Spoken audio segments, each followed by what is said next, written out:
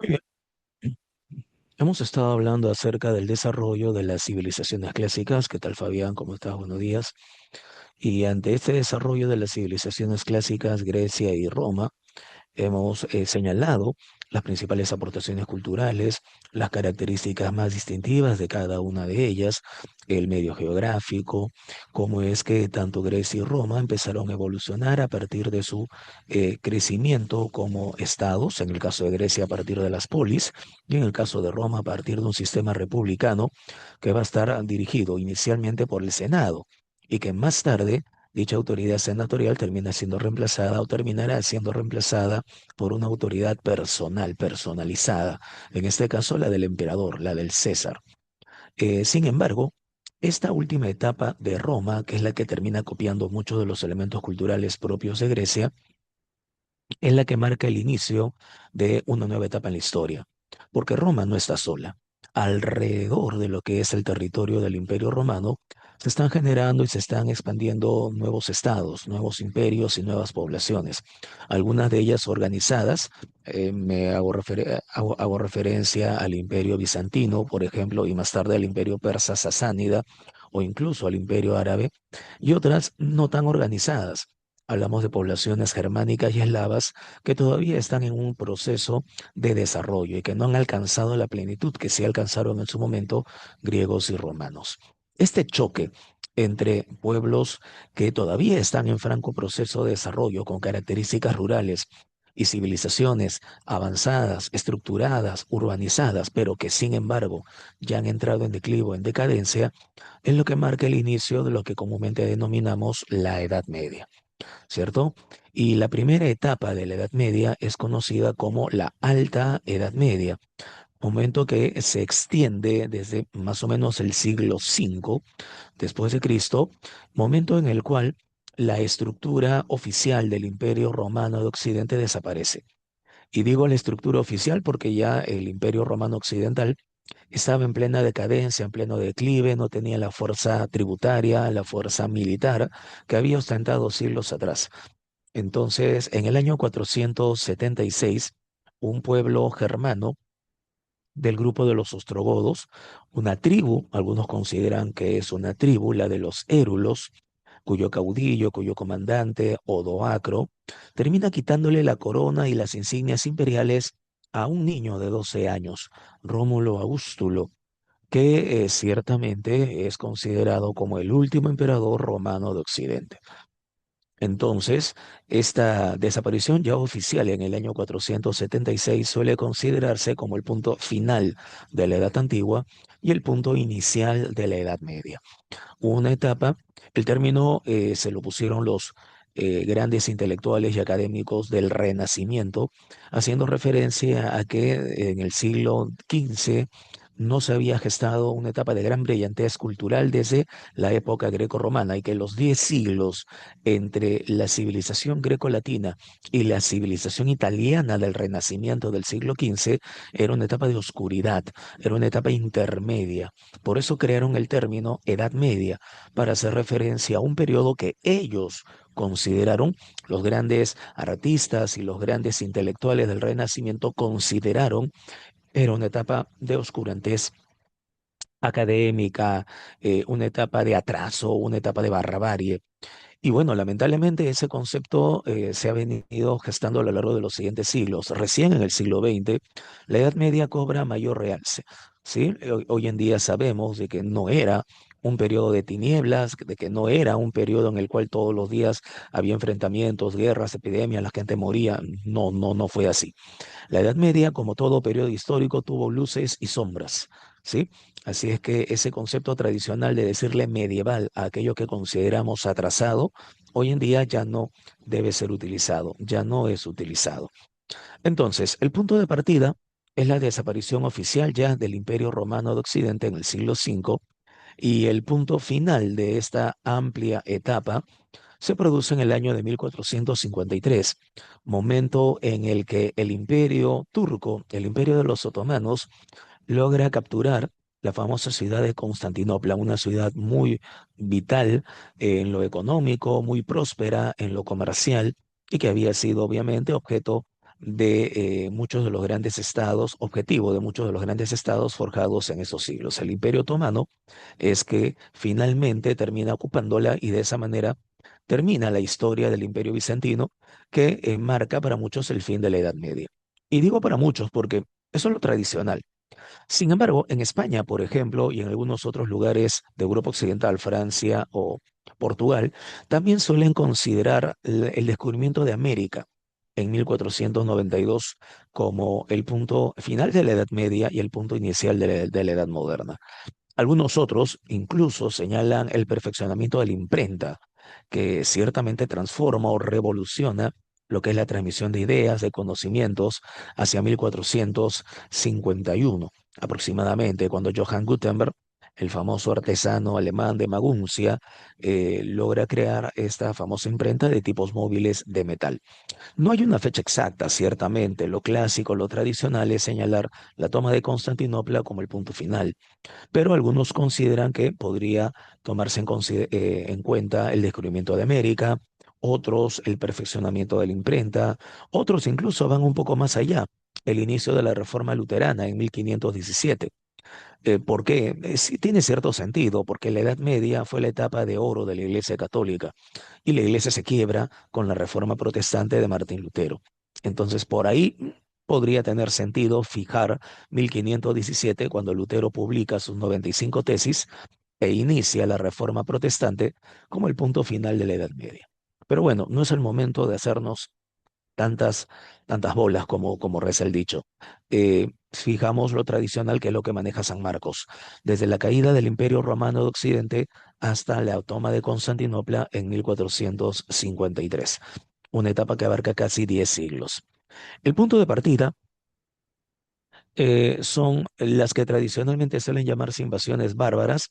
Hoy en día se prefiere utilizar el término migraciones germánicas.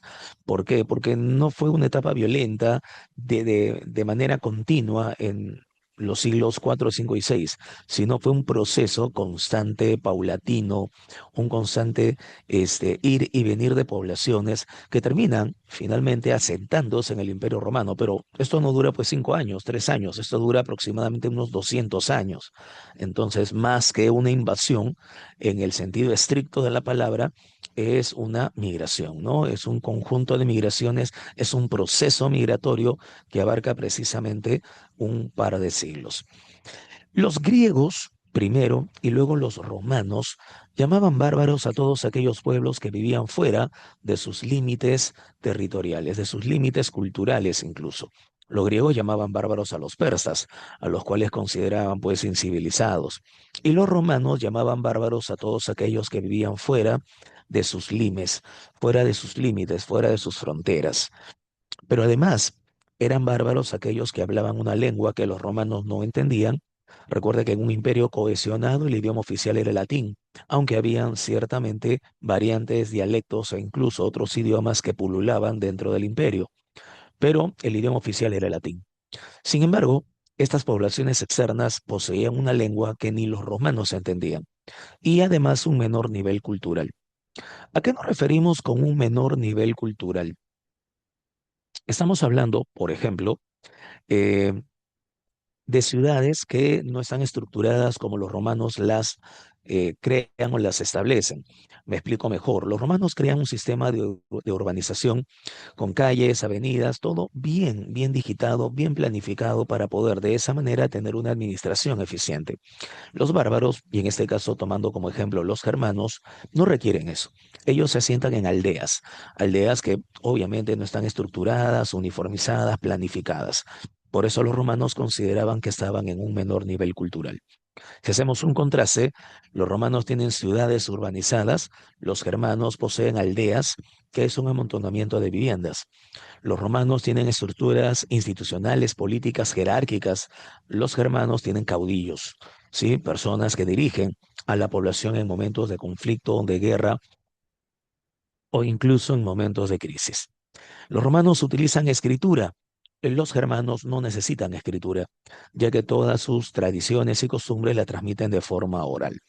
Por eso señalamos el contraste cultural entre Roma y los bárbaros. ¿De acuerdo? Específicamente, si hablamos de los germanos, y esto ha sido varias veces pregunta de examen de admisión en San Marcos, tendríamos que señalar que los germanos tienen y desarrollan una sociedad de tipo patriarcal en el que el padre de familia tiene la máxima autoridad y esa máxima autoridad se le transmite a los hijos a través del derecho de sangre. Por esa razón, la sucesión es masculina. Este derecho de sangre va a ser muy importante en la Edad Media porque va a permitir la formación de linajes y a partir de ello dinastías reales. Dinastías famosas, por ejemplo, fueron las de los merovingios en el reino de los francos, la de los baltos en el reino de los visigodos o más tarde la de los carolingios, ¿no? Entre otras. Pero la sociedad patriarcal, con la autoridad masculina como punto de partida y la sucesión a través del derecho de sangre, es lo que permite la formación de linajes y la formación de dinastías reales. ¿De acuerdo? Eso no lo deben olvidar, es muy importante. ¿Emplean escritura? No, no lo consideran necesario, porque sus costumbres se transmiten de forma oral de generación en generación. A eso se le llama derecho consuetudinario. Eso significa por costumbre, por tradición. ¿De acuerdo? Sus actividades económicas más importantes serán la ganadería, la agricultura, y se organizan a través de familias denominadas faras que forman tribus denominadas cipes. Pero no te hagas tanto problema, podríamos compararlo. Mientras en el caso de Grecia y de Roma, lo voy a apuntar en el chat, mientras en el caso de Grecia y de Roma, el conjunto de familias conforman la denominada gens o genos como organización social, en el caso de los germanos, ¿sí? Se le denomina cipe. Nosotros, por ejemplo, en el mundo andino les llamamos ayus. Sí recuerdan que son los ayus, ¿cierto, muchachos? ¿Recuerdan que son los ayus? Sí has escuchado hablar de los ayus, ¿cierto? Correcto, Fabricio, correcto, Melanie, correcto, Rodríguez, correcto, Esther, correcto, Chávez. Claro, son conjuntos de familias vinculadas por lazos sanguíneos, territoriales, religiosos. Bueno, lo que para nosotros son los ayus, para griegos y romanos vendrían a ser las gens o genos, y para los germanos las cipe. No sé si hasta acá me estoy dejando entender. Bárbaros, pueblos extranjeros con una lengua no entendible y un menor nivel cultural, entre todos ellos los germanos, desarrollo de una sociedad patriarcal con una sucesión masculina basada en el derecho de sangre, importancia del linaje, importancia de las dinastías. Correcto, muy bien. Ahora, dentro de las costumbres germánicas van a destacar dos conceptos. Aquí están el llamado Wergeld, ¿sí? El Wergeld, que literalmente se traduce como precio del hombre, pero en realidad es una indemnización, ¿sí? O resarcimiento por la ofensa que uno ha generado o ha cometido. Literalmente se traduce como el precio del hombre, pero ¿qué significa? Significa que uno, si ha cometido una falta, tiene que pagar por ella. Antes de eso, los germanos se enfrentaban por discusiones tontas, ¿sí? No se vieron bien, uno pensó que ver un insulto, el otro no, no se va a dejar, primero el orgullo, y si se enfrentaba a uno, inmediatamente todos sus secuaces, inmediatamente toda su agrupación entraba en lisa, entraba en combate, se practicaba la venganza colectiva, y eso obviamente generaba un inútil derramamiento de sangre. ¿Cómo evitamos que el orgullo pueda aflorar tanto? ¿Cómo evitamos entonces de que se puedan generar masacres por discusiones que no tienen sentido? Bueno, estableciendo un principio jurídico en el cual se sostenga que la falta es individual, que la falta es personal, que la falta no arrastra a toda la CIPE, a todo el conjunto de comunidades. ¿De acuerdo? Por eso entra a tallar el vergel, una indemnización o resarcimiento por la falta cometida. Habían tres formas en las cuales alguien que hubiese cometido una falta podía pagar. Podía pagar con productos. Imagina que era agricultor, entonces, ok, 3 sacos de, digamos, se me ocurre, trigo como parte de pago. Ya está, productos. Pero también podía hacerlo con trabajo.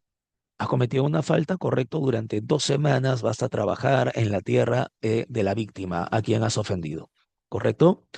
Y no solamente podíamos tomar el producto o el trabajo, sino también monedas, si es que hubiese dinero, ¿cierto?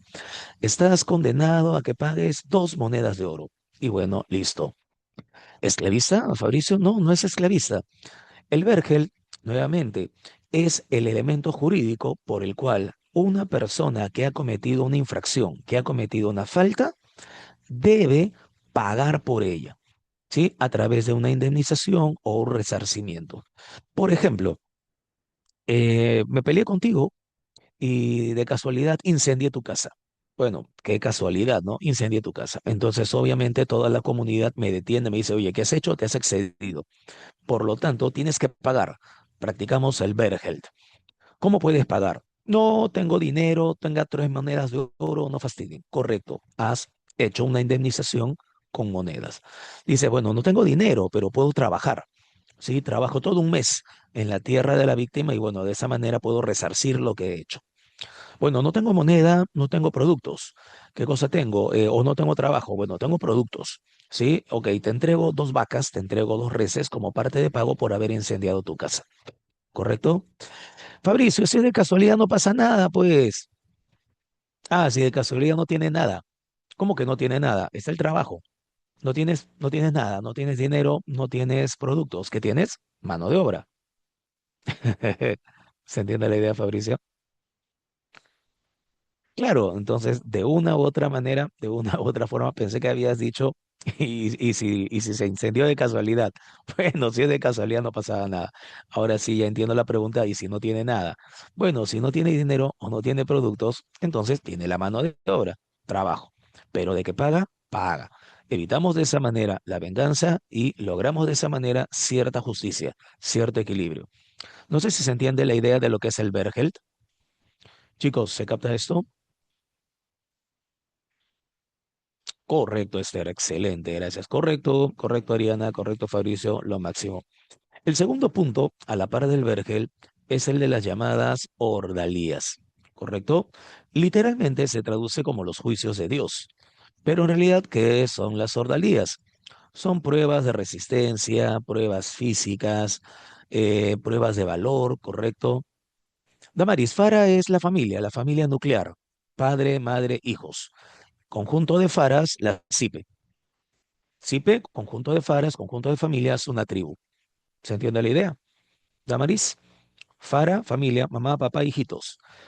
Sumamos a todo tu barrio, toda tu manzana. Bueno, eso forma la CIPE. No sé si he sido claro. ¿Sí? Damaris, ¿se captó? Excelente, listo, lo máximo. Entonces, claro, una comunidad de familias. Por eso los comparaba con el Ayu. ¿Se capta la idea, Ariana? Imagina, lo que pasa es que si hablamos de distritos y hablamos de demarcaciones territoriales, pero más o menos tu vecindario, conjunto de familias, podría formar una CIPE tranquilamente, ¿no? El CIPE hace referencia a las personas, una FARA hace referencia a la familia, a las personas, ¿sí? Excelente, listo, una comunidad, listo, sencillo. Ahora, lo de las ordalías también es interesante porque son pruebas de resistencia. ¿Sí? Esto motiva, por ejemplo, a que entre a tallar la religión. Los germanos son politeístas, tienen muchos dioses. Si recuerdan a Odín, recuerdan a Thor, recuerdan a Loki, recuerdan a Erta, recuerdan a Freya, entre otros, son los famosos dioses germánicos. Claro, nórdicos son germanos, son del norte de Europa. Claro, Fabricio, ellos son sus dioses. Y ellos viven en Asgard, ¿de acuerdo? Milagros, esto se transmitía por costumbre, la comunidad formaba una pequeña asamblea y la asamblea determinaba entonces cuál era el castigo efectivo. Pero eso ya se conocía porque esto venía de años. ¿Se capta la idea, Milagros? Sí, correcto. Claro, muchos de los personajes de Marvel, Fabián, son tomados obviamente de la mitología germánica. Odín, Thor, Loki viven en un sitio, en un palacio divino llamado Asgard. Pero además, y esto incluso no solamente para el examen, sino como cultura general, ellos creen en un paraíso de guerreros llamado Valhalla. El Valhalla es el paraíso de los guerreros germánicos. Claro, para poder llegar al Valhalla y disfrutar de ese paraíso eternamente, tienes que morir con valentía, honor y coraje en el campo de batalla. Entonces, unas doncellas celestiales llamadas valquirias recogen tu espíritu y lo llevan al Valhalla. ¿De acuerdo? Correcto, Víctor, excelente. Pero no solamente morir en batalla, sino es morir con honor, valentía y coraje. Juan, esos son los vikingos, pues. Los germanos, nórdicos, gente del norte, son los vikingos. Wow, parece que no estamos relacionando las cosas, ¿sí? Si los germanos están en el norte, ¿cómo les llaman? Nórdicos. Y de esos nórdicos que destacan más tarde, los vikingos. Le llaman normandos, vikingos, nórdicos o germanos. Claro, en esta primera parte solamente le llamamos germanos. ¿De acuerdo? Parece que no se dieron cuenta de ese pequeño detalle. Tienen que ser más despiertos, tienen que estar más despiertos, ¿de acuerdo? Ok, pero volvamos a las ordalías. Entonces, esas ordalías son pruebas de resistencia donde se invoca a los dioses a que puedan ayudar a aquellos que dicen la verdad o que necesitan o merecen, por ejemplo, ser justos. ¿Cómo hacemos estas pruebas de resistencia? Ok, hemos ocupado un terreno, yo digo que es mío, tú dices que es tuyo, no sabemos quién dice la verdad. Invocamos a Odín. Entonces hagamos una prueba de resistencia. Cogemos un pedazo, un bloque de hierro, por ejemplo, se me ocurre, de 20 kilos. Entonces, aquel que logre mantenerlo el mayor tiempo, ¿sí? Alzándolo, entonces tiene más fuerza. Él es el que dice la verdad, Odín lo ha apoyado. Otro tipo de prueba, correcto. Tenemos un tonel de agua hirviendo y anillos de metal en el fondo. Entonces, aquel que con valentía y resistencia meta el brazo en el agua hirviendo y saque la mayor cantidad de anillos antes de rendirse, entonces ese tipo dice la verdad, él es el que merece ese terreno. ¿Se capta la idea? ¿Sí? Son pruebas de valor, son pruebas de resistencia, etcétera. Ok, a ver, veamos quién dice la verdad. Te hago una carrera de acá a Ancón, 40 kilómetros, a ver quién llega primero, ¿no? Pruebas de valor, pruebas de resistencia, XD, XD. ¿Se entendió la idea, muchachos? Entonces, el Bergheld es una forma de resarcimiento o indemnización por la falta que se ha cometido. Las ordalías son pruebas de valor, son pruebas de resistencia para establecer de esta manera, generar de esa manera la verdad. ¿Sí? Todo esto es práctica de los germanos. Entre todos los distintos grupos de pueblos germanos, tres son los que por lo menos cabe recordar. Los visigodos, que son los primeros que cruzan el río Danubio, son los que derrotan a los romanos en la batalla de Adrianópolis, son los que saquean Roma en el año 410, ¿correcto? Y finalmente son los que terminan estableciéndose en la península ibérica, en lo que los romanos llamaban Hispania. ¿Sí? Bueno, esos van a ser los visigodos. Luego llegan los francos. Los francos son los que cruzan el Rin, invaden territorio romano, llegan a las Galias, y es ahí donde más tarde un notable caudillo es proclamado como rey, Clodoveo. En la imagen tienes a Clodoveo que está siendo bautizado por un obispo. Esto genera algo muy importante. Clodoveo, al convertirse al catolicismo, logra entonces crear un lazo muy estrecho, políticamente hablando, entre los francos y la Iglesia Católica. A partir de la conversión al cristianismo, a partir de la conversión al catolicismo de Clodoveo, los francos generan un pacto, una alianza con la Iglesia Católica. Es importante que lo recuerdes para poder entender más tarde cómo es que Carlomagno termina convirtiéndose también en uno de los grandes aliados de la Iglesia Católica. ¿De acuerdo? Y los lombardos finalmente forman el último grupo que invade territorio romano y se establecen en el norte de Italia, en una región que será conocida como Tierra de los Lombardos, Lombardía. ¿Sí? Estos son tres de los reinos más importantes, más famosos y más conocidos. Los visigodos, que son los primeros que invaden Roma cruzando el río Danubio, que saquean Roma y que terminan estableciéndose en España. Los francos, que cruzan el río Rin, que se establecen en las Galias y que gracias a un soberano llamado Clodoveo terminan convirtiéndose al cristianismo, al catolicismo, y a partir de ello logran mantener una alianza política muy importante con la Iglesia Católica. Y finalmente los lombardos, que forman la última oleada de pueblos que invaden territorio romano y que finalmente se instalan en el norte de Italia, región que será conocida con el nombre de Lombardía. ¿De acuerdo? Muy bien. Veamos ahora entonces cuáles son las causas que motivaron el desarrollo de estas migraciones germánicas. Tenemos el debilitamiento del Imperio Romano de Occidente. Ya Roma no tiene la fuerza suficiente para frenar a estas invasiones. Tenemos un cambio climático que genera que los pueblos germanos migren hacia el sur en la necesidad de obtener tierras fértiles. El incremento poblacional que exige tierras para poder laborar la agricultura y la ganadería. Pero estas causas son causas coyunturales. Hay una causa más importante, que es la llegada de un grupo de pueblos guerreros procedentes de las estepas de Asia, los hunos. Los hunos forman parte del grupo de los tártaros. Llegan de Asia. Son nómadas, se dedican a la ganadería, al pastoreo. Son extraordinarios jinetes. Sí, son extraordinarios jinetes. Su caballería va a ser una de las más imponentes, una de las más poderosas del mundo medieval. Cuando llegan a Europa, en Europa tendrán a un afamado líder llamado Atila. Atila, caudillo de los hunos, rey de los hunos. Los cristianos les van a llamar el azote de Dios, porque lo que tocaban los hunos simplemente lo destruían. De ahí la expresión de Atila. Atila decía todo lo que pisa mi caballo, ¿sí? Después del territorio donde pisa mi caballo no vuelve a crecer nunca más la hierba, ¿sí? Eso significa que hay una devastación general. Los hunos eran salvajes guerreros, grandes jinetes, grandes arqueros, y el miedo que le tenían a los hunos es lo que motiva el inicio de las invasiones. Finalmente, los visigodos que cruzan el Danubio derrotan a los romanos en la famosa y memorable batalla de Adrianópolis.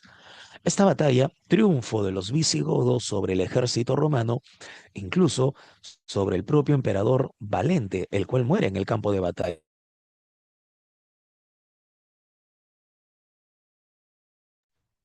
El propio emperador muere en el campo de batalla. Imagina la humillación que van a tener los romanos. No habían tenido una derrota de esa magnitud desde las guerras púnicas, desde que el propio Aníbal los había humillado en la batalla de Canas, hacía más de 500 años. Ahora son humillados por los visigodos y el propio emperador pierde la vida. Tremenda debilidad. Esto marca el inicio de las migraciones germánicas y marca el inicio de las invasiones violentas. Muchachos, tenemos un imperio romano débil, tenemos un cambio climático que nos obliga a buscar tierras fértiles y tenemos un incremento poblacional que obliga a los pueblos germanos a buscar territorios donde aceptarse. Pero la causa más importante es el miedo que le van a tener a enfrentarse a los hunos, pueblos de las estepas que son extraordinarios jinetes, extraordinarios arqueros, que dependen de la ganadería o pastoreo de sus caballos. ¿De acuerdo? Muy bien. Ahora, un punto importante, un detalle también a tomar en consideración. Observa este mapa. Estos son los límites de lo que había sido el Imperio Romano. Este es el río Rin, por ejemplo, en la actual Alemania, y este es el famoso río Danubio, que recorre varios países europeos actualmente. La llegada de los hunos procedentes de Asia Central motiva a los visigodos a cruzar el río Danubio. Son los primeros en invadir Roma. Más tarde lo harán los francos, que cruzan el río Rin y se instalan en las Galias. ¿De acuerdo, muchachos? La causa más importante, el miedo a enfrentarse a los hunos. Cruzan los visigodos el río Danubio e invaden territorio romano. Ante eso, ¿qué acontecimiento tendremos? Ya hemos hablado de la batalla de Adrianópolis. La llegada de los visigodos a Roma supone un temor general. Los visigodos son unos salvajes guerreros que se llevan todo lo que pueda ser considerado valioso en Roma. Roma sufre un terrible saqueo en el año 410 por obra de los visigodos acaudillados por su líder Alarico. Pero más tarde, cuando llegan los hunos, los romanos tuvieron que pedirle a los visigodos un pacto o una alianza. Cosa curiosa, porque los visigodos ya habían saqueado Roma. Entonces se supone que se habían convertido en enemigos mortales de los romanos. Sin embargo, había un enemigo común. Y ese enemigo común era Atila. Por lo tanto, el último gran general de Roma, el último gran comandante romano, el famoso general Aecio logra convencer a quienes, a los francos, y logra convencer a los visigodos para poder crear una alianza que frene a los hunos. Solos no podemos, solos es imposible, pero necesitamos una alianza que frene a los hunos. Esa alianza funcionó y el 20 de junio del año 451 logran derrotar a los hunos, logran detener a Atila en la memorable batalla de Chalón, conocida también como la batalla de los campos cataláunicos. Esa batalla, Chalón o de los campos cataláunicos, de alguna manera salva a Europa del dominio de los hunos, haciendo un pequeño ejercicio. Si esa batalla la hubiesen perdido, entonces los hunos hubiesen avanzado seguramente hasta Hispania. Entonces no se hubiese formado el reino de los francos, no se hubiese formado el reino de los visigodos, no tendríamos imperio carolingio, no tendríamos feudalismo, estaríamos hablando de una historia totalmente distinta, ¿sí? Por eso la importancia del triunfo de esta alianza liderada por el general Aecio en la batalla de Chalón. Claro, lo cambiaría todo, ¿correcto, Fabricio? Correcto, Esther, más o menos un efecto mariposa, ¿cierto? Sí, o como ustedes gustan de Marvel, una línea temporal distinta, ¿no? Un multiverso en el cual Atila gana la batalla, ¿no? ¿Qué sería, no? Un multiverso en el cual Atila gana la batalla. Sí, estamos en la Tierra 424. En esa tierra, Atila ganó la batalla, nunca se formó el Imperio Carolingio, no hubo feudalismo, entonces no hubo descubrimiento de América, estaríamos hablando de algo totalmente distinto, ¿no? Correcto, algo parecido, ¿no? A lo mejor seríamos jinetes, correcto, muy bien. Había con la dinastía Zhou, pero no con las características de Europa, Víctor. Había un sistema llamado Feng-Yang, y el Feng-Yang era, digámoslo así, el sistema feudal de China, pero no tenía características como las que se produjeron en Europa. Sí, tenían otros elementos, pero sí, sistema parecido de relaciones de fidelidad. Para el año 455, después de la derrota de Atila, incluso después de la muerte de Atila, porque Atila murió de una manera también circunstancial, tomó matrimonio a una muchacha llamada Íldico y en plena noche de bodas Atila sufrió de una apoplejía, un ataque al sistema nervioso. El tipo convulsiona, se muerde la lengua y se ahoga en su propia sangre. Así es que con la muerte, no en campo de batalla, sino una muerte curiosa, misteriosa de Atila, los hunos dejaron de ser una amenaza. Eran una amenaza mientras tenían un caudillo. Muere el caudillo, dejaron de ser una amenaza. ¿Sí? Para el año 455 se produce un segundo saqueo de Roma. Roma ya estaba totalmente indefensa, pero en este caso, ese segundo saqueo fue realizado por los vándalos. Los vándalos, comandados por su caudillo, líder, luego rey Genserico, fueron brutales. El saqueo duró toda una semana. Por eso es que de ahí en adelante, cada vez que hay un saqueo brutal con muerte y robo, se suele llamar vandalismo, ¿no? Y el término quedó para la posteridad. Esto motivó que en el año 476, como te había comentado al inicio de esta reunión, Odoacro, jefe caudillo, rey de los érulos, depone a el último emperador romano de Occidente, un chiquillo de 12 años llamado Rómulo Augustulo.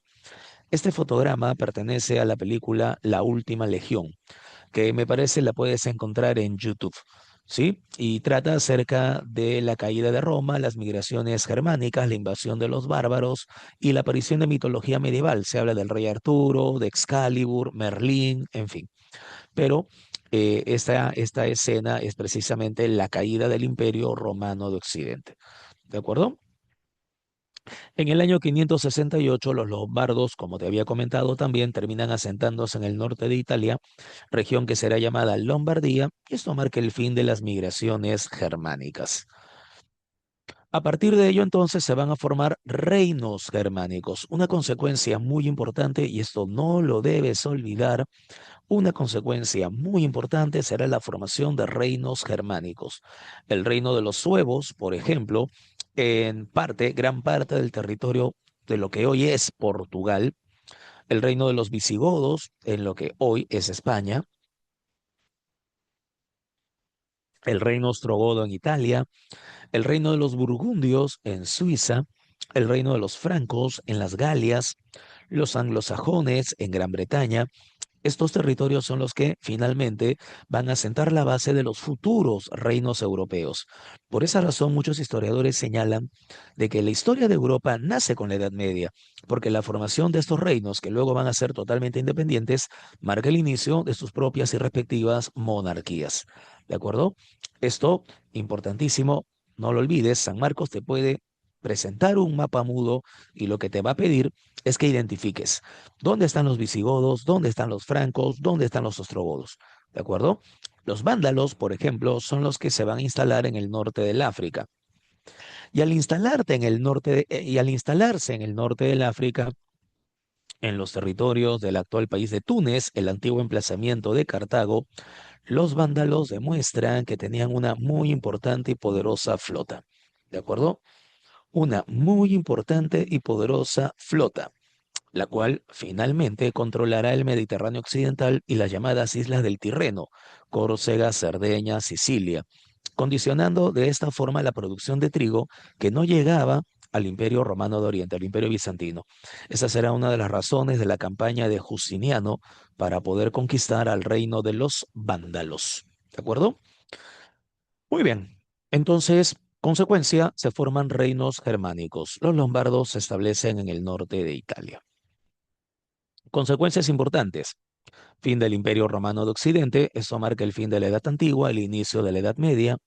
Creación de reinos romanos germánicos, los hemos visto, visigodos, francos, en España, en Francia, etcétera. Pero hay dos procesos culturales que tienes que tomar en cuenta. Necesito que prestes atención. Cuando llegan los germanos, se sienten sorprendidos por lo que Roma había creado, había estructurado. Por lo tanto, los germanos copian, ¿sí? Asimilan características culturales de Roma, sus instituciones políticas, por ejemplo, el uso del latín, por ejemplo, el cristianismo, por ejemplo, todo eso termina siendo asimilado por los germanos. A este proceso de copia, de asimilación de las características romanas, obviamente se le dará el nombre de romanización. Pero además, cuando ellos llegan, los romanos también empiezan a utilizar algunas características de la cultura germánica. Los germanos, por ejemplo, que montaban a caballo, utilizaban pantalones. Los romanos no usaban pantalones, sí lo saben, ¿no? Los romanos usaban peplos. Estos son túnicas, con determinadas características, con determinados adornos, etcétera, pero eran túnicas, ¿cierto? Correcto, Fabricio.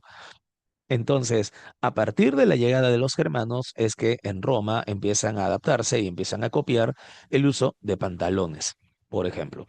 Ustedes saben que en el norte de Europa comen mucho salchichas, ¿cierto? Embutidos. Es una forma de poder mantener la comida durante largo tiempo, la preparación de embutidos.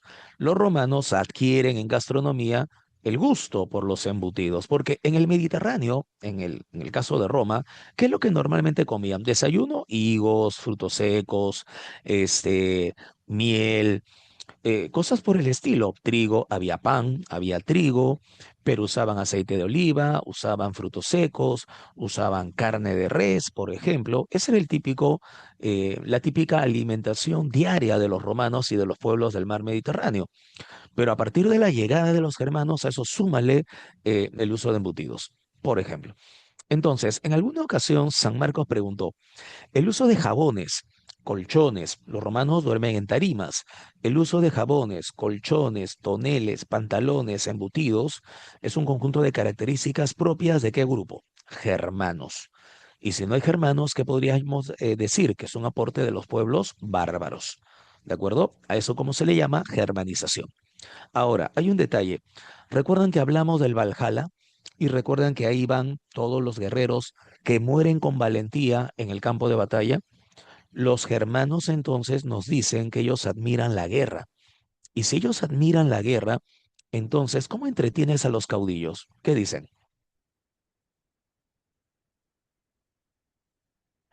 Si ellos admiran los combates porque es una demostración de fuerza, de virilidad, de honor, ¿cómo crees que entretienen a los caudillos? Obviamente con combate, ¿cierto? Armando batallas. En la Edad Media, Víctor, ¿recuerdas cómo les llamamos? Empieza con T de torneos de caballería. Correcto, ¿cierto? Torneos de caballería. Esa será una de las formas para poder de esa manera agradar a los caudillos. Pero ¿y si no hay torneos de caballería?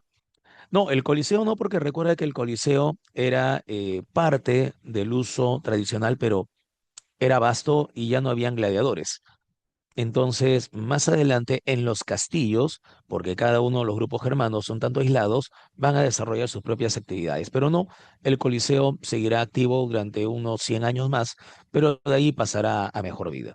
¿Sí? Hay un detalle interesante, y es que además de armar batallas, la otra forma es con cánticos de guerra, ¿cierto? Los dioses nórdicos continuaron, Fabricio, pero el cristianismo termina imponiéndose. Y al imponerse el cristianismo, los dioses nórdicos, la mitología nórdica, termina simplemente convirtiéndose en parte de la literatura, nada más. Es lo mismo que pasa cuando llegan los españoles acá a América. ¿Qué pasó con Inti y Yapa?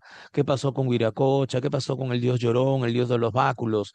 Simplemente empezaron a formar parte de de la literatura, de la mitología, y obviamente ya no se les rinde culto.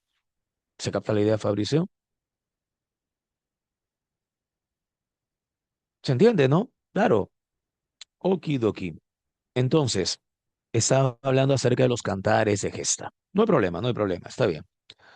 Una forma de entretener entonces a los caudillos es a través de cánticos de guerra, lo que dará paso a la formación de los llamados cantares de gesta, el cantar del Miocite en España, el cantar de Roldán en Francia, el cantar de los Nibelungos en Alemania, por ejemplo. Todo este proceso de asimilación de los elementos culturales de los germanos es lo que llamamos germanización. ¿De acuerdo? Muy bien. A la larga, nace una nueva civilización, síntesis, mezcla de los elementos romanos, los elementos germanos y los elementos propios del cristianismo. Las instituciones romanas, el derecho romano, el gusto por por la guerra de los germanos, el honor, la valentía de los germanos, los valores y los principios éticos del cristianismo, todo eso motiva entonces el nacimiento de esta nueva civilización europea. Fabricio, ¿cómo fue la organización social? Hemos hablado de los germanos, hemos hablado de la sociedad patriarcal, hemos hablado de las cipes, de las tribus. Cuando llegan a Roma, mantienen ese sistema de organización a partir de tribus. ¿Se entiende la idea, Fabricio? Macedonia ya era parte del pasado. Víctor, recuerda que los griegos habían sido derrotados por los romanos en el siglo II antes de Cristo. Entonces ya para el siglo VI, para el siglo VII, Macedonia era un territorio con una población que ahora formaba parte del Imperio Romano de Oriente, del Imperio Bizantino. Claro, Fabricio, claro, por supuesto. Si llegan los españoles, llegan al Tahuantinsuyo, se organizan en ayllus, no, se organizan en familias tal y cual se organizaban en Europa, ¿cierto? Correcto. Muy bien. Entonces, una consecuencia es esto, es el desarrollo de estos procesos culturales de romanización y germanización. Por ejemplo, la difusión del latín permitirá la difusión de las llamadas o la formación de las llamadas lenguas romances. El portugués, el castellano, el catalán, el francés, el sardo, el véneto, por ejemplo, todos estos dialectos, todas estas lenguas, todos estos futuros idiomas derivan del latín. Eso es una consecuencia importante y forma parte de esa síntesis cultural. Y el cristianismo, como acá lo vemos, a partir de imágenes. Hay que tomar en consideración algo que sí es importante. Por ahí esperaba que alguien me lo preguntara, pero bueno, no lo hicieron, yo lo pregunto. Los germanos no usaban escritura. Entonces, si no usaban escritura, ¿cómo les enseñamos sobre el cristianismo? ¿Qué dicen? Claro, una es la forma oral a través de la comunicación, pero para señalarle cómo eran las cosas en el Antiguo Testamento, requerimos otra cosa. Gráficas, claro, imágenes. Por lo tanto, una forma de evangelización o una forma de educación era a través de imágenes. Por eso la creación de pinturas religiosas, esculturas religiosas, una arquitectura religiosa, todo esto sirvió para poder de esa manera educar a través del cristianismo a los pueblos germanos, a los pueblos invasores. ¿De acuerdo? Muy bien. Chicos, entonces haciendo un pequeño feedback. Germanos, sociedad patriarcal, preguntas en San Marcos. No debes olvidar el derecho de sangre, no debes olvidar el derecho consuetudinario por costumbre y tradición de forma oral. Pre-San Marcos, no debes olvidar Bergelt, precio del hombre, indemnización o resarcimiento, ordalías, juicios de Dios, intervienen dioses como Odín, pruebas de valor, pruebas de resistencia. San Marcos, examen de admisión, causas de las migraciones, la más importante, la presión de los hunos. Detalles, dos reinos destacan, visigodos que cruzan el Danubio, francos que cruzan el Rin. Consecuencias, síntesis entre lo romano, lo germano y lo cristiano. Nace la civilización europea de la Edad Media. Chicos, ¿nos hemos entendido hasta acá?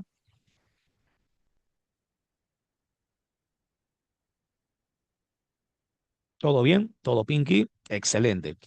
Mientras esto ocurría en Europa Occidental, ¿qué ocurría, por ejemplo, en Europa Oriental? En Europa Oriental surgía el llamado Imperio Romano de Oriente, que va a ser conocido popularmente como el Imperio Bizantino. En la imagen tienes una de las construcciones más emblemáticas del Imperio Bizantino, la famosa Basílica o Catedral de Santa Sofía. Santa Sofía son términos griegos, es un término griego, significa divina sabiduría. Entonces no te hagas problemas si por ahí te dicen templo de la divina sabiduría. No, es una construcción de Justiniano, es una construcción bizantina. Más tarde, cuando la ocupen los turcos, dejará de ser una basílica, dejará de ser una catedral y se convertirá en una mezquita. ¿Que es una mezquita? Es un centro religioso, pero de los musulmanes. ¿De acuerdo? Hoy en día, Santa Sofía es una mezquita. Si bien es cierto, hasta cierta época era fácil entrar como turistas, hoy en día hay cierto resguardo, hay cierto recelo por parte de los turcos. Se utiliza ciertamente como centro de oración, pero para musulmanes, ya como un objeto turístico ha descendido un poco. ¿De acuerdo? No era propiamente militar, era una mujer que se había dedicado a las artes escénicas, se llamaba Teodora, correcto, y era la mujer que prácticamente ponía fuerza dentro del gobierno. Justiniano era un tipo muy inteligente, Justiniano era un tipo muy preparado, Justiniano era un tipo con muchos objetivos y muchas metas, pero no tenía la fuerza necesaria para poder hacerlas cumplir. Teodora sí. Entonces generaban o crearon una pareja, una mancuerna bastante interesante, ¿no? Se complementaban, Justiniano con sus capacidades académicas, intelectuales, Teodora con la fuerza para poder llegar a conseguirlas. ¿Se entiende la idea, Víctor? ¿Sí? De Teodora nos cuenta mucho un historiador bizantino que años más tarde describe todos estos hechos, todos estos relatos. Historiador llamado Procopio, por ejemplo. ¿De acuerdo?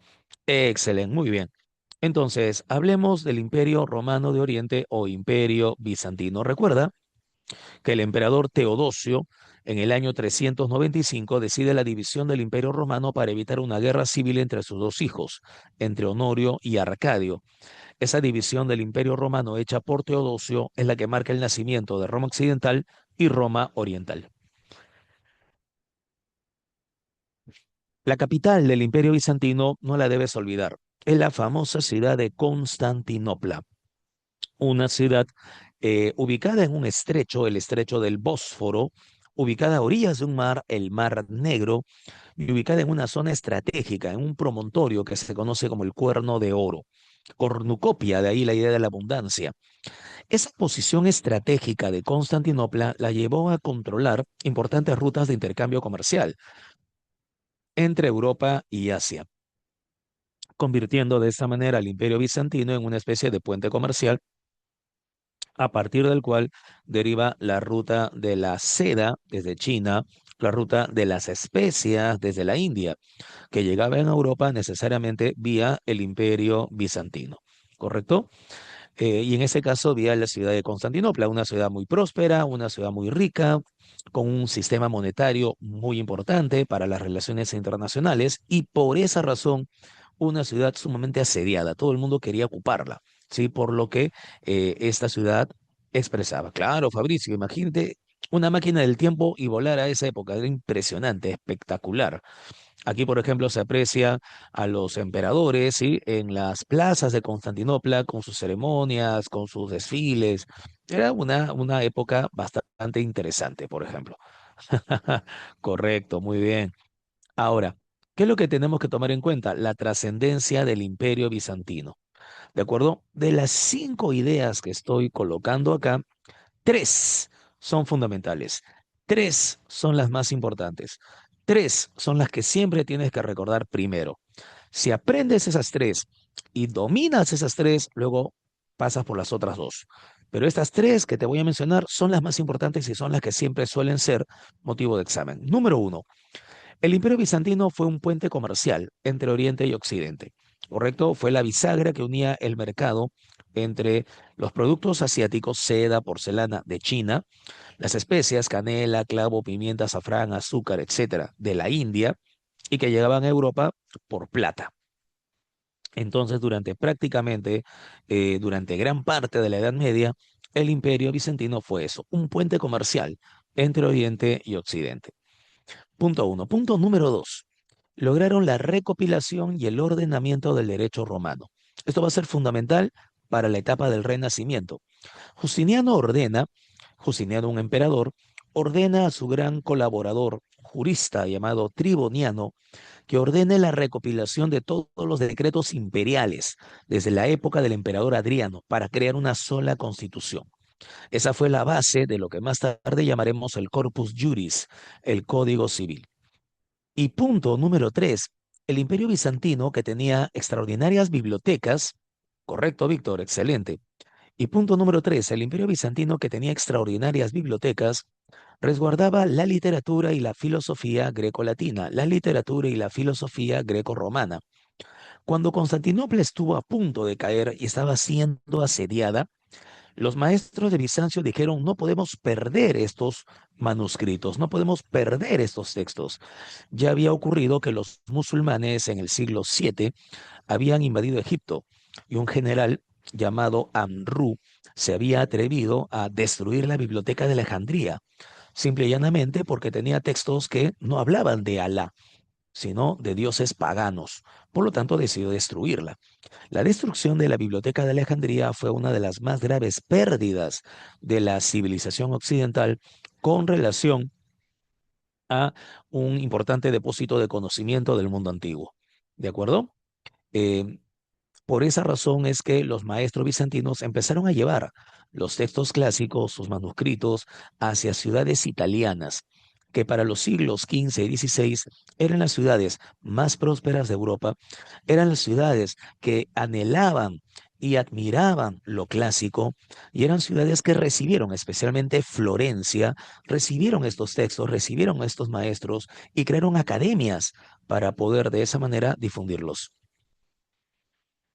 Claro, Víctor, pero el detalle está en que en el caso de Alejandría hubo un tipo fanático llamado Amrú. Más tarde los musulmanes se dieron cuenta de que no era malo admirar y comprender la filosofía clásica, ¿cierto? Por esa razón es que aparecieron personajes que empezaron a traducir las obras de los clásicos como Averroes. ¿Me dejo entender? ¿Sí? Muchachos, hay que tomar en cuenta que cuando decimos musulmanes, cuando decimos cristianos, cuando decimos tal o tal, nos estamos refiriendo a un determinado grupo en un determinado momento. ¿Se entiende?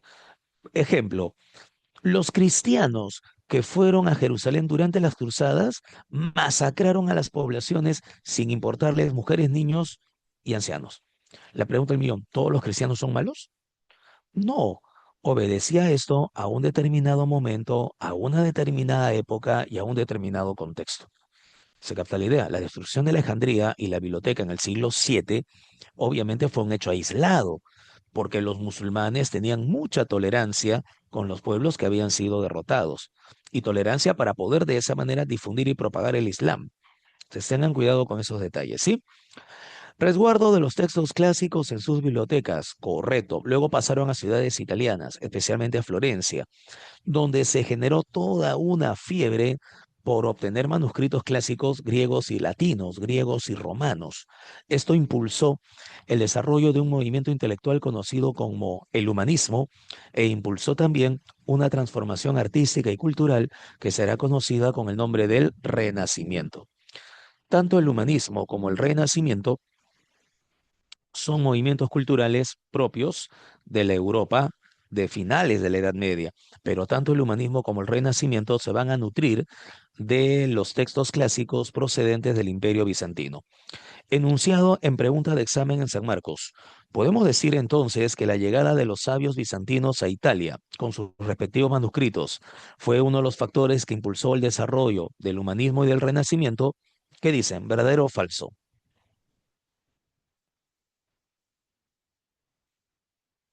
Claro, correcto. Sería entonces verdadero, ¿cierto? Sería verdadero.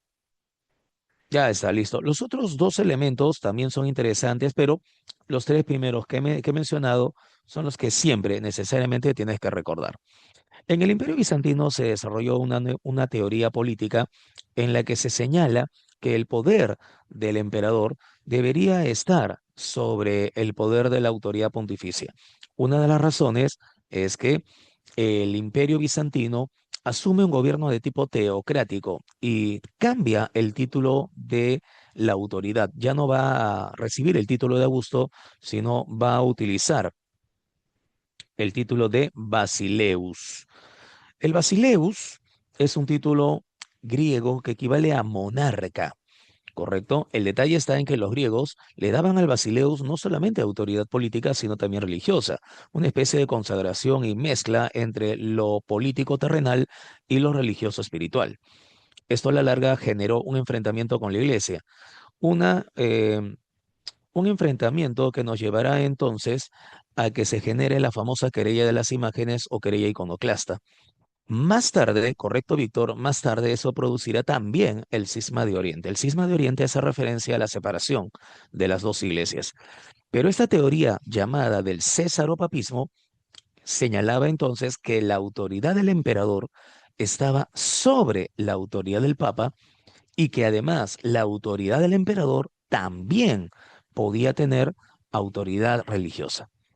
Provocó enfrentamientos con la iglesia y otro imperio copió lo que había hecho el imperio bizantino, el Sacro Imperio Romano Germánico, el SIRG, el primer Reich alemán.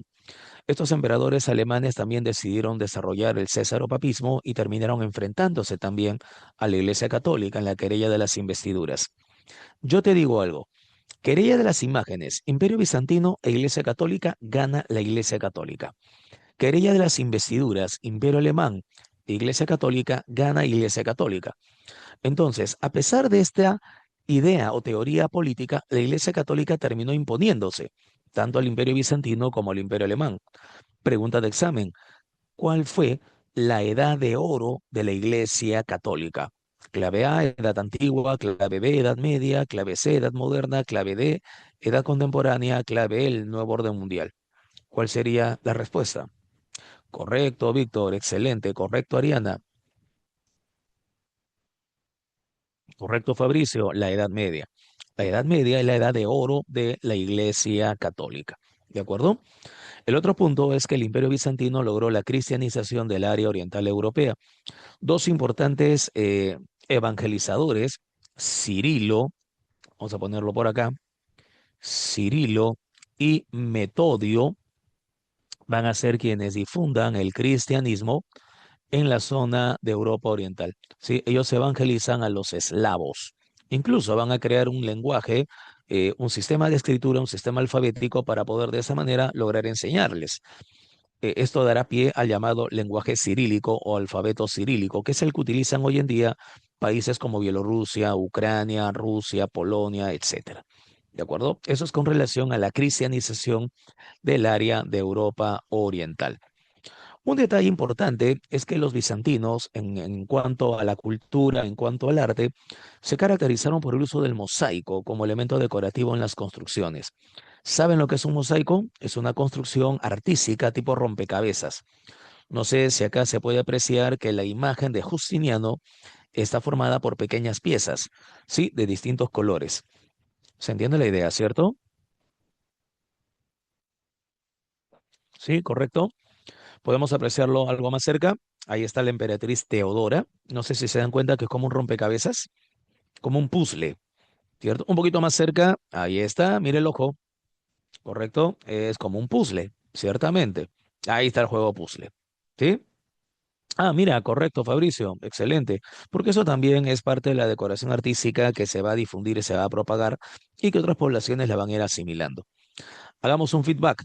El Imperio Bizantino es importante por ser un puente comercial entre Oriente y Occidente. El Imperio Bizantino logra la recopilación y el ordenamiento del derecho romano. El Imperio Bizantino logra el resguardo de los textos clásicos grecolatinos, grecorromanos en sus bibliotecas y que más tarde van a impulsar dos importantes movimientos artísticos y culturales, tanto el humanismo como el renacimiento.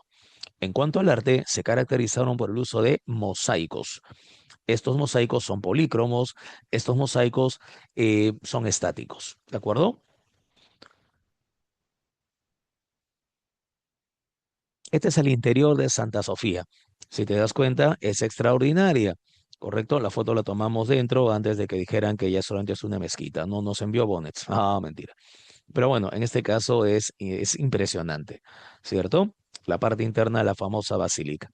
La primera edad de oro, sí, sí, es gigantesca, fue la más grande iglesia católica, el más grande templo católico hasta más o menos el siglo XIII, momento en el cual se inició en Francia la construcción de la memorable Catedral de Notre Dame, Catedral de Nuestra Señora de París, que se convirtió en el símbolo del arte gótico. Pero eso ya lo veremos más adelante.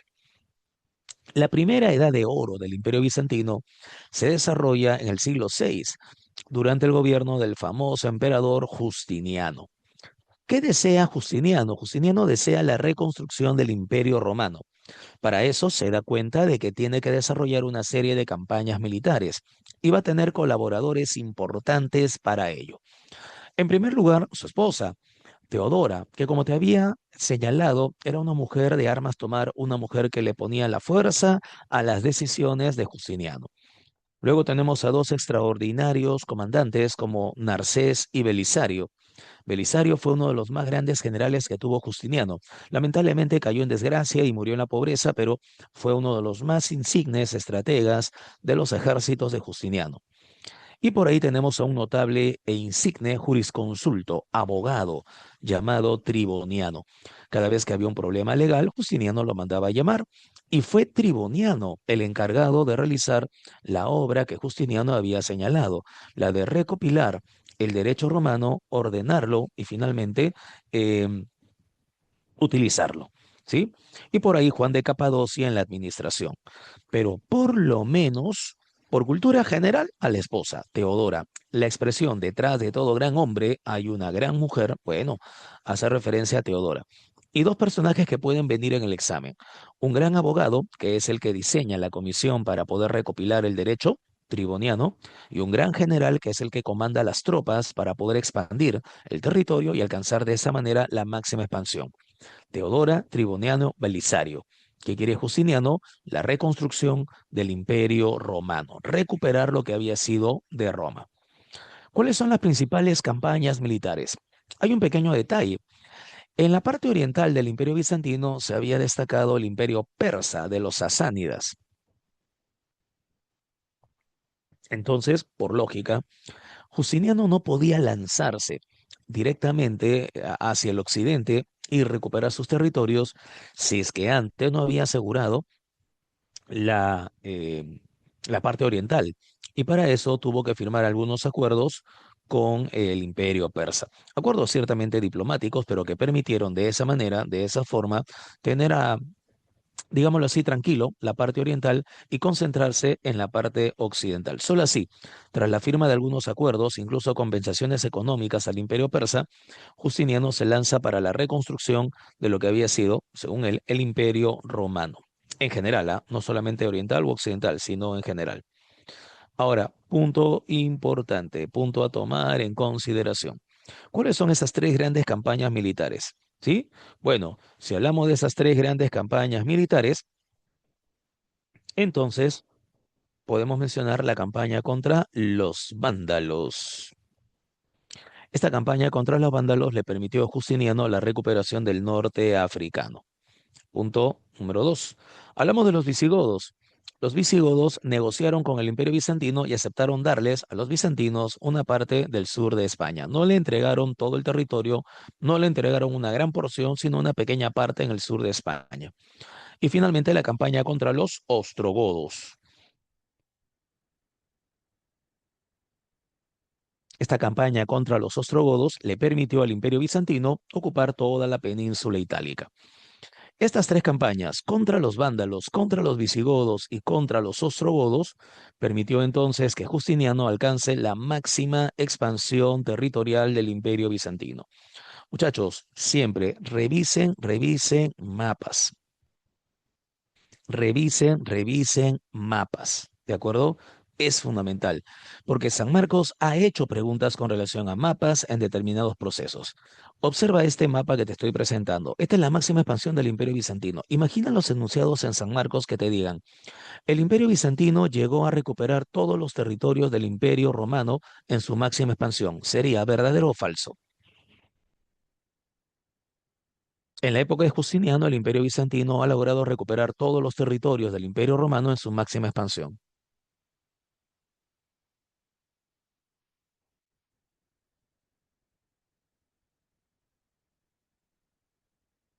Sería falso. Claro, porque si te das cuenta, no tiene toda la península ibérica. Claro, y no tiene las Galias. Falta, correcto, pero se entiende el enunciado, ¿no? San Marcos te indica, hoy el Imperio Bizantino logró, Justiniano logró la recuperación de todos los territorios del Imperio Romano. No, falta, ¿cierto? Claro, claro, claro que sí, pero mira, le falta toda la península ibérica, gran parte de la península ibérica y le faltan las Galias. Otra forma de enunciado sería, esta sí sería un poquito más fastidiosa, pero observa. Escucha, mejor dicho, no observa, escucha. Justiniano, mediante sus campañas militares, logra ocupar todas las islas del Mediterráneo. Observa el mapa, ¿verdadero o falso? Sería verdadero, ¿cierto? Por lo menos las islas más importantes, ¿cierto? Chipre, Creta. ¿Se ve el cursor, muchachos? ¿Se aprecia el cursor? ¿Sí? Ah, ya, correcto, excelente. Entonces, mira, esto es Creta.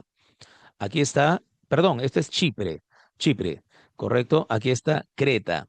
Esto es Sicilia, Cerdeña, Córcega, importantes islas productoras de trigo. Entonces, sí es cierto, la producción de trigo, Córcega, Cerdeña, Sicilia, Creta, Chipre. Sí, por lo menos estas son las Islas Baleares. Entonces, sí, por lo menos sí logra recuperar el control de las islas del Mediterráneo. ¿Se entiende? Otro enunciado similar. Justiniano logra la máxima expansión del Imperio Bizantino, alcanzando territorios hasta la Gran Bretaña. El enunciado sería falso, porque la Gran Bretaña está acá. ¿Sí? Si bien es cierto, ahí llegaron los romanos, no llega el Imperio Bizantino. No llega el Imperio Bizantino. ¿Se entiende, muchachos, cómo pueden venir los enunciados? ¿Sí? ¿Seguro? ¿Correcto? Entonces, hay que revisarlo, hay que recordarlo. ¿De acuerdo? Okidoki. Pero Justiniano, ¿sí? Nos regala esta hermosa construcción, la Basílica de Santa Sofía. Una de las características de las basílicas bizantinas, mejor dicho, una de las características de la arquitectura bizantina será el uso de cúpulas. Acá se puede apreciar, por ejemplo, el uso de cúpulas, ¿correcto? Pero además, cuando la invaden los turcos, que son musulmanes, los turcos van a colocar estas torres denominadas minaretes. Estas torres, típica construcción, típica arquitectura musulmana, se conoce con el nombre de minaretes, desde donde unos encargados de llamar a la comunidad musulmana, a la comunidad islámica, los días viernes para la oración central, son los que finalmente llegan a la parte superior e invitan a esa comunidad a la oración principal. Se les llama almoecines a estos personajes. ¿De acuerdo? Construye la Basílica de Santa Sofía. Dos importantes arquitectos, Antemio de Trayes e Isidoro de Mileto, desarrollan esta extraordinaria construcción. ¿De acuerdo? Hay un detalle importante, muchachos. ¿Cuál es? La base es cuadrada. Ya, es en este momento cuando me dices, y la base es cuadrada, pero las cúpulas son circulares. ¿Cómo logro encajar una circunferencia en un cuadrado?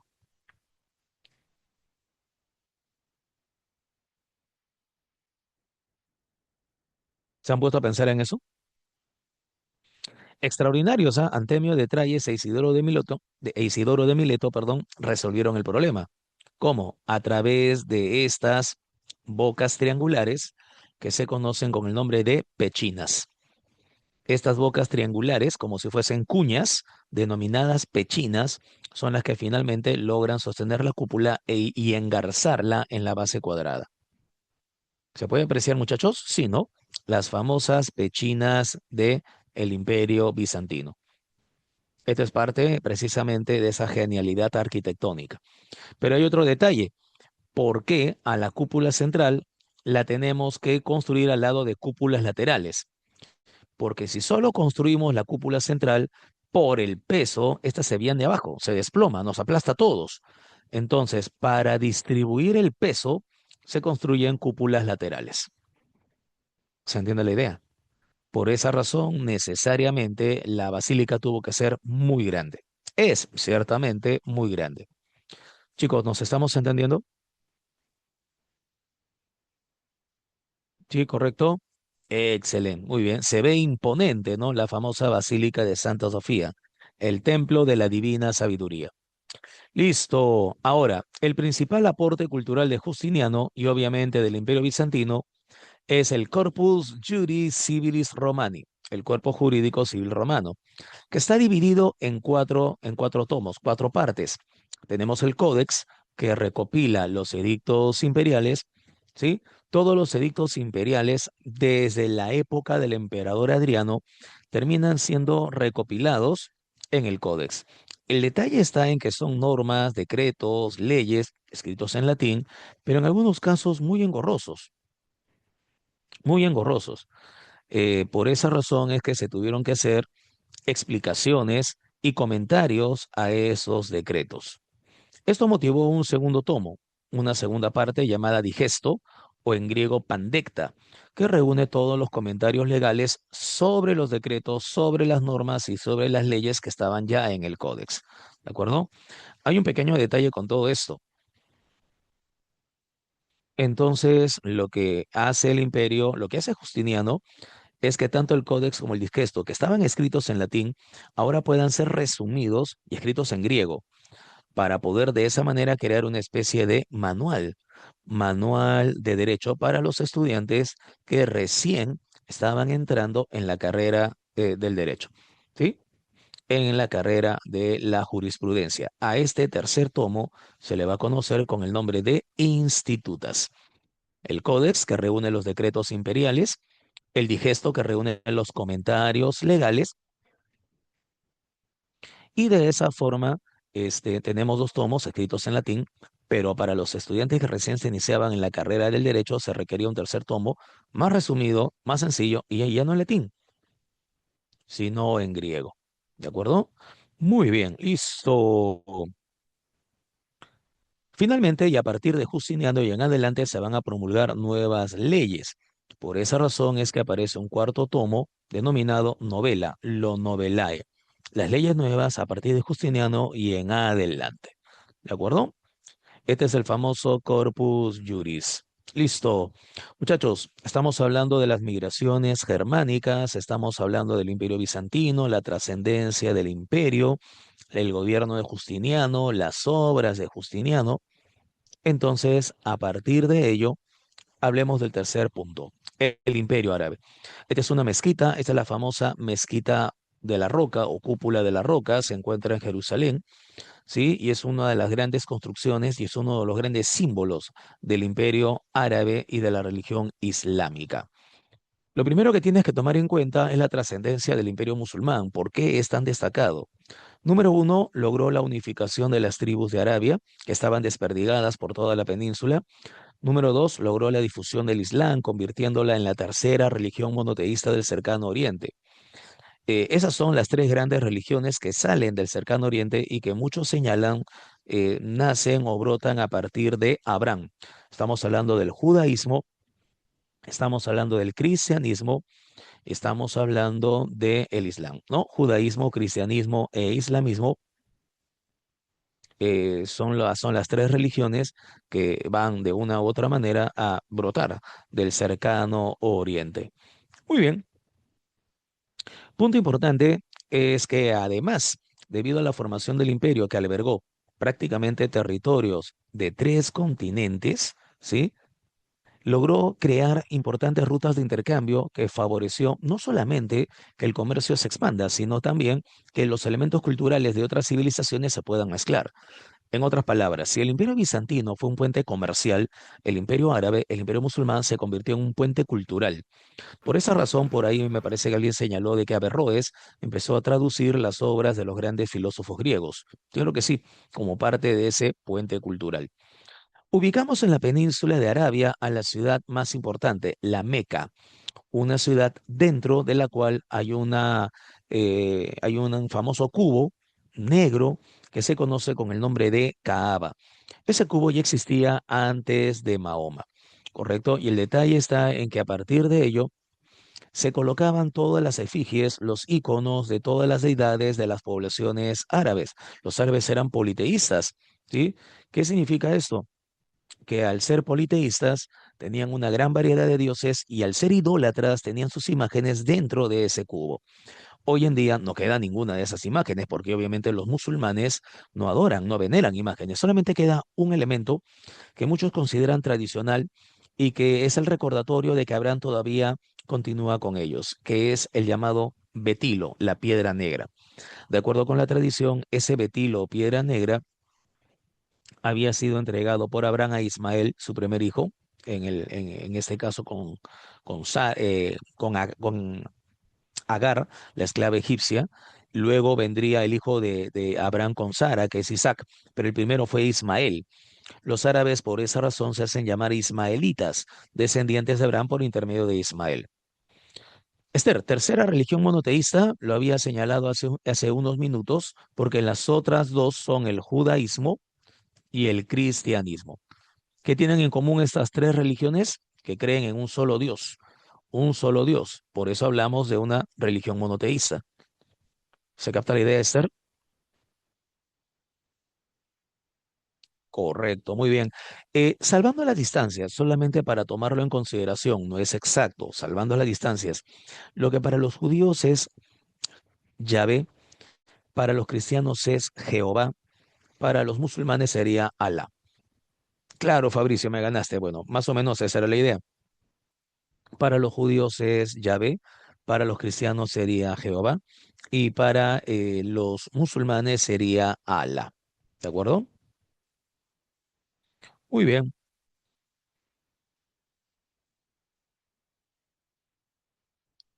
Es Yahvé, pues, Víctor, Dios, no sé. XD, sí, Dios, ya está. Correcto, solamente que le ponen un nombre, le llaman Yahvé, nosotros le llamamos Jehová, los musulmanes le llaman Alá. ¿Correcto? ¿Se entendió hasta acá, cierto? Lo de monoteísmo. Sí, chicos. ¿Correcto? Ya, excelente, listo, muy bien. En esa ciudad llamada La Meca aparece un famoso personaje, ese es el cubo llamado Kaaba, pero en esa ciudad llamada La Meca aparece un famoso personaje llamado Mahoma. Ese en realidad no es su verdadero nombre. Sí, su verdadero nombre es Muhammad Abdul Qasim Ben Kulari Banu Hashim. No te hagas tanto problema. Le pusieron Mahoma porque Mahoma significa el alabado, el elegido por Alá para difundir su palabra. Mahoma pertenece a la tribu de los Quraysh, la tribu de los Coreishitas, y se convirtió en un rico mercader. Este rico mercader llegó a tener contacto comercial y cultural, ciertamente, con pueblos judíos y cristianos, y al parecer ese contacto comercial con judíos y cristianos lo llevó a tener una influencia monoteísta de esas poblaciones. Hacia el año 610, Mahoma empieza a meditar y a orar en las alturas del monte Hira. Él señala, él ya tenía cerca de 40 años, él señala que se le presenta al arcángel Gabriel y que le dice que Alá lo ha elegido para que difunda su palabra. Él empieza a hacerlo primero entre su familia y luego en la ciudad más importante que es la Meca. Ahí se genera el problema. ¿Por qué? A los comerciantes, a los ricos mercaderes de la Meca, lo que les convenía es que haya politeísmo, porque mientras más dioses estén en la Kaaba, entonces más tribus llegarán a la Meca para sus intercambios, y eso generará una mayor prosperidad comercial. Más dioses, más tribus, más comercio, mayor prosperidad. Más o menos esa era su ecuación. Pero llega Mahoma y Mahoma dice, no, existe un solo Dios. Vamos por el monoteísmo, existe un solo Dios. Entonces a los comerciantes de la Meca esto no les cuadra. Por esa razón empiezan a ver a Mahoma con otros ojos y quieren incluso hasta eliminarlo. Mahoma, ante esta posibilidad y esta amenaza, decide salir. En una ciudad cercana llamada Yatrib, invitan a Mahoma para que pueda dirimir en una disputa de tierras. Mahoma, que ya era bastante conocido por su prudencia y sabiduría, aprovecha esa invitación y decide salir de la Meca. Esta salida de la Meca hacia una ciudad cercana llamada Yatrib, posteriormente conocida con el nombre de Medina, marca el inicio de la era musulmana, marca el inicio del calendario musulmán, ¿correcto? Inicio de la era musulmana, inicio del calendario musulmán, gracias a la Égira en el año 622. Me explico mejor. Lo que para nosotros es el año 622, para ellos será el año 1 de la Égira. Lo que para nosotros es el año 623, para ellos será el año 2 de la Égira. ¿Se capta la idea, muchachos? Nosotros tomamos como referencia el nacimiento de Cristo, ellos toman como referencia la Égira. No sé si estoy siendo claro. ¿Entienden? Correcto, excelente, listo, muy bien. Entonces, gracias a Mahoma se instaura una nueva religión. Esa religión se llama Islam. ¿Qué significa Islam? Sumisión a Dios. O sea, tienes que aceptar la voluntad de Dios, la voluntad de Alá. Los resignados eran llamados muslims, muslimes, resignados o sumisos. Y el término castellanizado se puede traducir como musulmanes.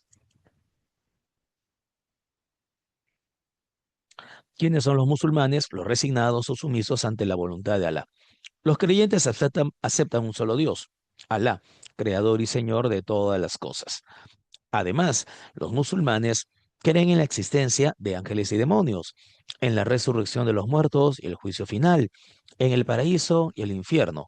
Creen en los profetas. Abraham, Jesús, Mahoma es considerado el último gran profeta, pero también creen en la predestinación, de que Alá ya ha generado un destino manifiesto para ellos, ¿correcto?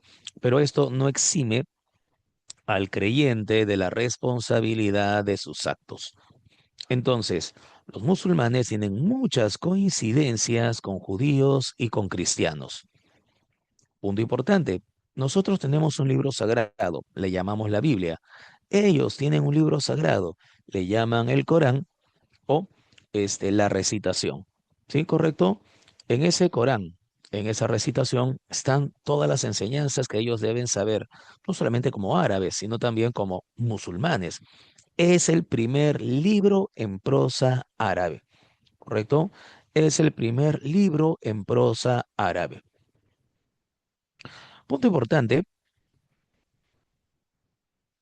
este Corán no solamente tiene las enseñanzas que tienen que seguir como creyentes, sino que además con él le enseñan lengua y literatura a los árabes.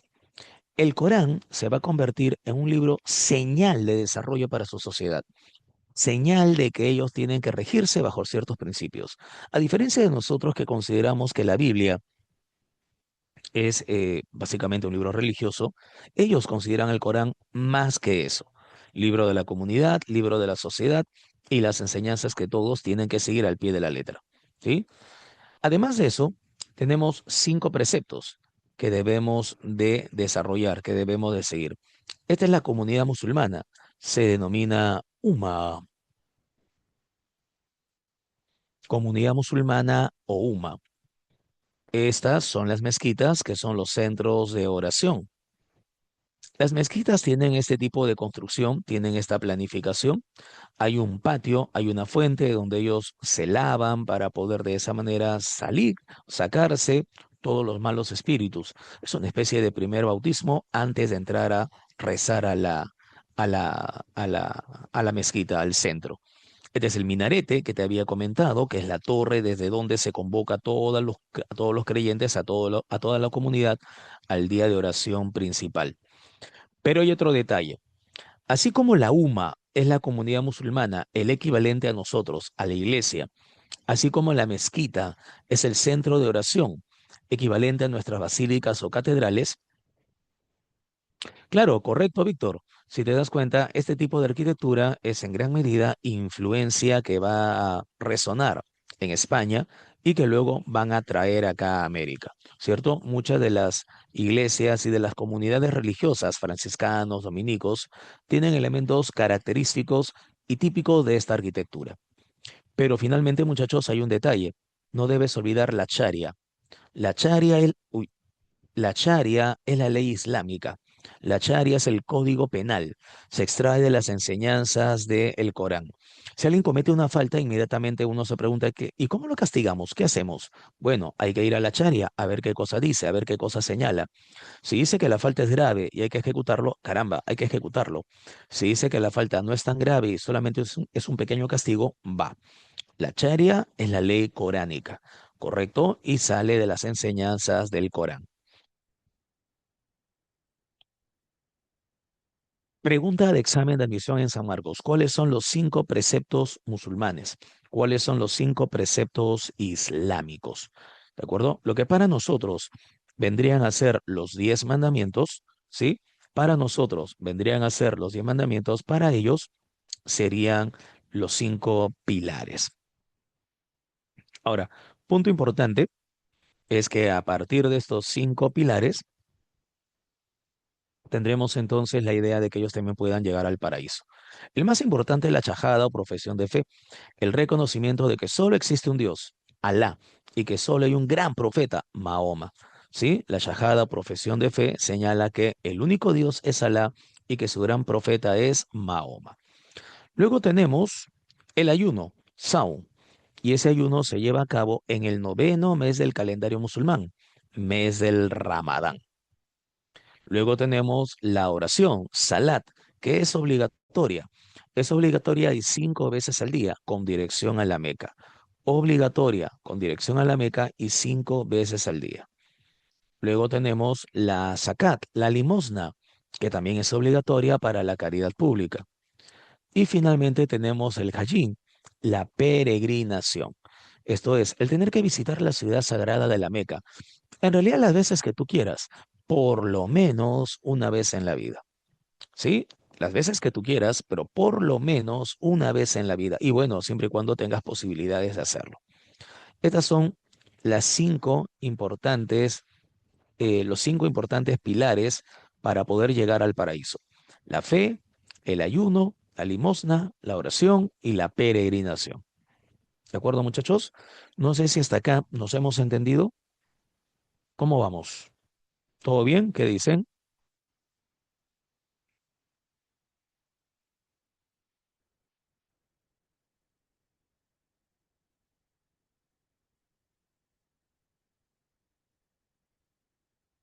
Sí, correcto. Excelente, ya está. Muy bien. Finalmente, casi olvido este concepto, el de yihad. La yihad es lo que vamos a conocer con el nombre de la Guerra Santa. Algunos le llaman el sexto precepto. Correcto, Víctor, excelente. Pero obviamente no es tal. Algunos lo consideran de esa manera, pero propiamente no es así.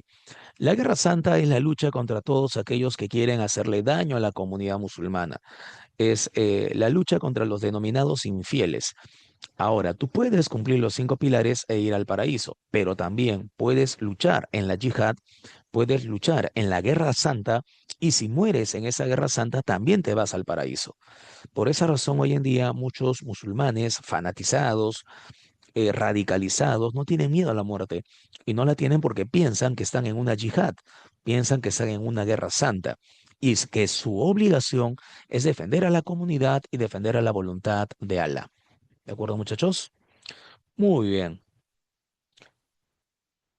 A la muerte del profeta aparecerán los sucesores a los cuales se les va a conocer con el apelativo de califas.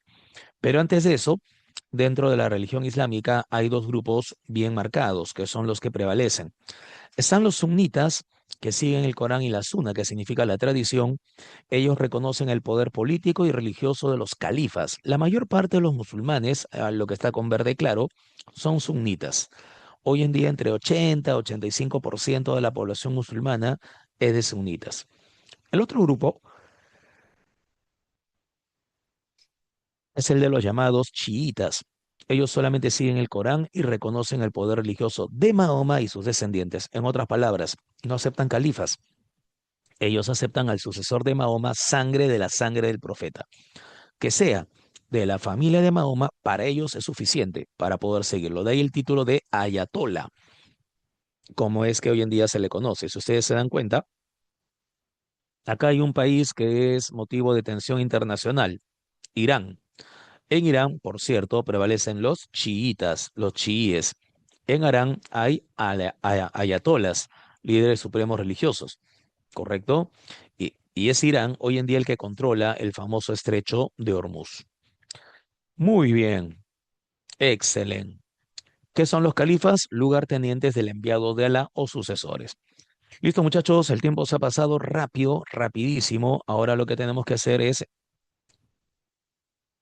resolver nuestras preguntitas, ¿de acuerdo? Voy a dejarlo por acá. Vamos a ponerlo para poder resolver las preguntitas.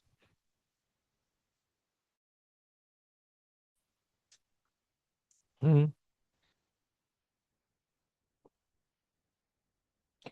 correcto.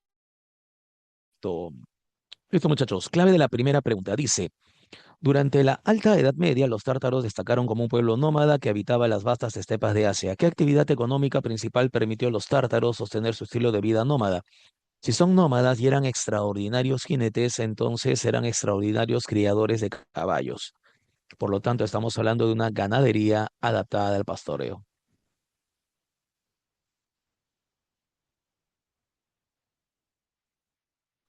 Ahí la clave sería entonces casa. ¿De acuerdo? Dos. El sistema jurídico germánico incluía mecanismos como el Bergelt y las ordalías que permitían la resolución de disputas mediante, ¿cómo resolvemos las disputas? Una compensación económica o pruebas físicas con valor ritual, ¿cierto? A esto le llaman precisamente Bergelt y ordalías. Tres. ¿Qué dice la pregunta 3? ¿Qué función cumplió el cristianismo en la formación de la civilización occidental europea durante la Alta Edad Media? Recuerda que el cristianismo se va a convertir en una especie de elemento cohesionador, ¿sí? Si hay varios reinos que terminan siendo cristianizados, la Iglesia Católica alcanzará mayor influencia y mayor plenitud. Por lo tanto, el cristianismo funciona como un elemento de unión, un elemento que cohesiona. Acá en esta pregunta, la clave sería entonces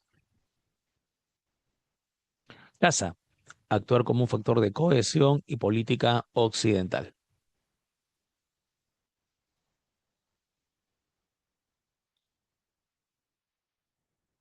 Listo, pasamos a la pregunta 4. ¿Se acuerdan que les hablé de una doctrina política que luego el Sacro Imperio Romano Germánico la copia y que trajo como consecuencia el enfrentamiento entre imperios e Iglesia Católica? El cesaropapismo, ¿cierto? Y que era la fusión entre la autoridad imperial y la consagración religiosa del monarca. Fusionabas en un solo, lo que sería tanto el valor religioso como el valor político. Ahí la clave sería casa. La fusión entre autoridad imperial y consagración religiosa del monarca. Listo. 5. Relaciona los mecanismos del comercio bizantino con sus efectos en la economía del Mediterráneo oriental. Control portuario desde Constantinopla y el Cuerno de Oro. A eso le permitió vigilar y regular el tráfico de mercancías estratégicas orientales. No olvides la ruta de la seda, no olvides la ruta de las especias. Por lo tanto, acá en la pregunta 5, la clave sería avión. Perdón, enano, ¿no? Enano, no avión. Enano.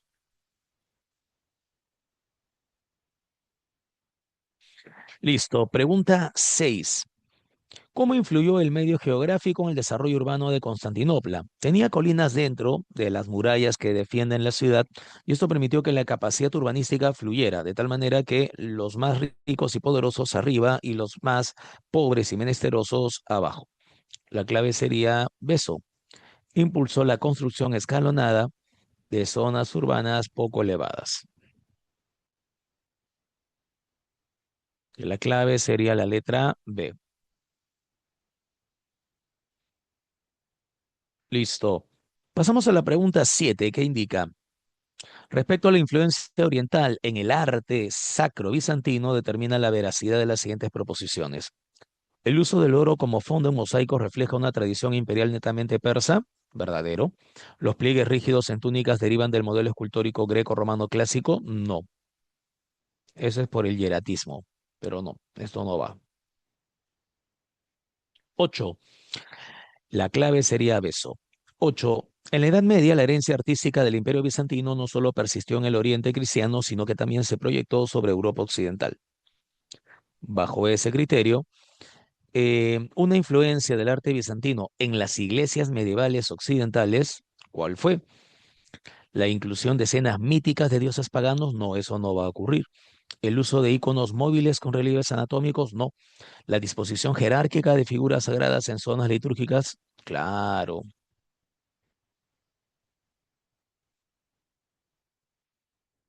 De tal forma, de tal manera, de que una vez cuando alguien entra a un templo, lo primero que ve es que las efigies de mayor importancia o más conocidas están adelante y que van colocándose hacia atrás de las más importantes o conocidas a las menos importantes o conocidas. Hay una distribución jerárquica. La clave es casa. 9. ¿Cuál de los siguientes procesos se refiere directamente a la ruptura en las dos iglesias? A ese concepto de ruptura le llamaremos cisma. Es el llamado cisma de Oriente. Muy bien. Pregunta 10. ¿Qué caracterizó la relación entre Bizancio y el imperio persa de los sasánidas? Recuerdan que también les había comentado sobre esto. Antes de lanzarte sobre Occidente, tienes que asegurar tu frontera oriental, tu frontera este. Y ese aseguramiento trazaba cambios, relaciones diplomáticas, acuerdos y tratados. Esos tratados y acuerdos son los que van a permitir entonces una mejor relación.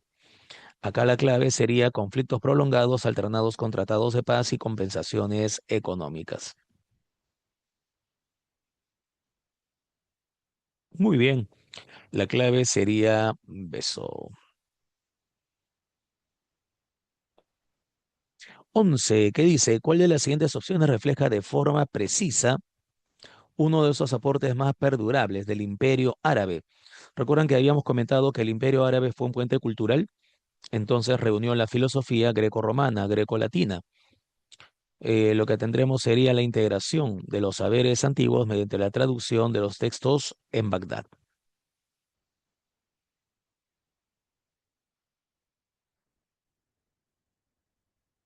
Pregunta 12.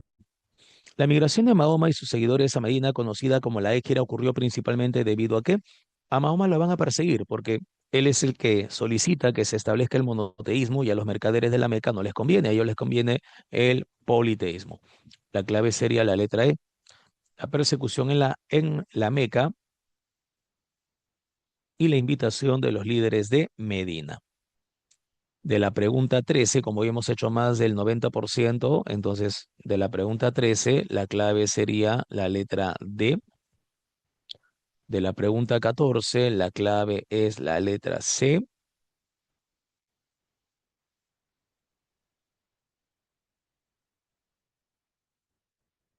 Ajá. Y de la pregunta 15,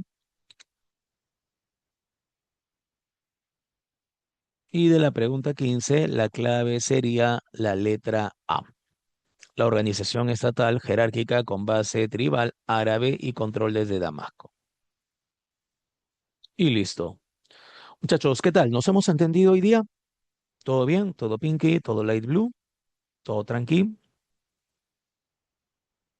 ¿Correcto? Excelente, chicos, ¿ah? Estamos de acuerdo. Lo máximo, cuestión de revisar, cuestión de repasar y tenerlo todo claro para que la siguiente semana entremos con el Imperio Carolingio y el sistema feudal, ¿de acuerdo? Acá nos quedamos, cuídense mucho, que tengan un buen desarrollo de semana. Hasta luego, chicos. Bye bye.